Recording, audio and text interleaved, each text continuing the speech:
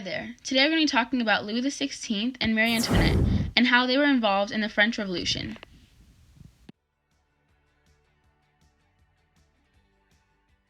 This is Louis XVI. He was the last king of France before the fall of the monarchy during the French Revolution. He was referred to as Citizen Louis Capet before he was executed with the guillotine. This is Marie Antoinette, the spouse of Louis XVI. She was the last queen of France before the French Revolution. She was born as an Archduchess of Austria and was the youngest daughter of Maria Theresa. What was the French Revolution? The French Revolution began in May 1789 and was caused due to the French monarchy and the poor economic policies of King Louis XVI. Let's dive into the French Revolution during the 1770s and 1780s when Louis XVI and Marie Antoinette came into the picture. France's government was already very deep into debt, but Louis XVI and Marie Antoinette kind of made it worse. Part of the problem was Louis XVI's extravagant spending. However, Louis also inherited a considerable debt from the previous kings. Louis XVI had actually borrowed money in order to help the American revolutionaries in their war against Great Britain. As you can assume, this doubled the government's debt. Let's talk more about Louis XVI. He was actually a very weak leader. He was very indecisive and allowed matters to drift. He paid very little attention to his government advisors and had little patience for the details of governing. The Queen was no help at all, and she actually added on to his problems.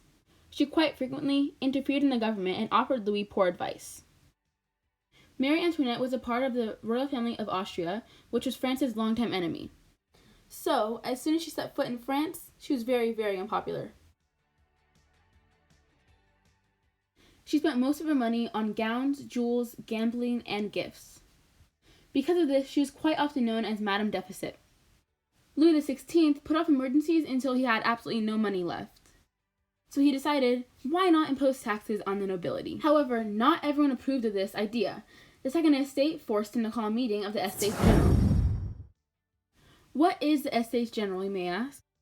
Well, I'm here to tell you. It's basically an assembly of representatives from all three states to approve this new tax. This actually happened to be the first meeting in 175 years, and it was held on May 5th, 1789, at the Versailles. Louis XVI wanted to improve the lives of common people, however, he lacked the ability to make decisions and the determination to see policies through. When he did take action, it was often based on poor advice given to him by one of his members. So a little bit more on Marie Antoinette. She was very pretty, lighthearted, and a very charming woman. However, she was very, very unpopular due to her controversial court affairs and her extravagant spending. She oftentimes called Louis a poor man and spent most of her time playing cards. One year, she lost the equivalent to $1.5 million by gambling in card games. Let's fast forward all the way to October 1789, when Great Fear swept across France. A bunch of women rioted over the rising price of bread. They carried knives, axes, and other weapons, and they marched along the Versailles. Some women even broke into the palace, killing some guards. The women demanded that Louis XVI and Marie Antoinette would leave and return to Paris. After some time, Louis agreed, and they both left to Paris. Okay, let's fast forward a little bit to when he tried to escape. Basically, when the National Assembly was trying to restructure the relationship between the church and the state, he basically was warned by family and advisors that he was in danger. So in June 1791, the royal family tried to escape from France to the Austrian Netherlands. Basically, at the border, they were caught and returned to Paris under guard.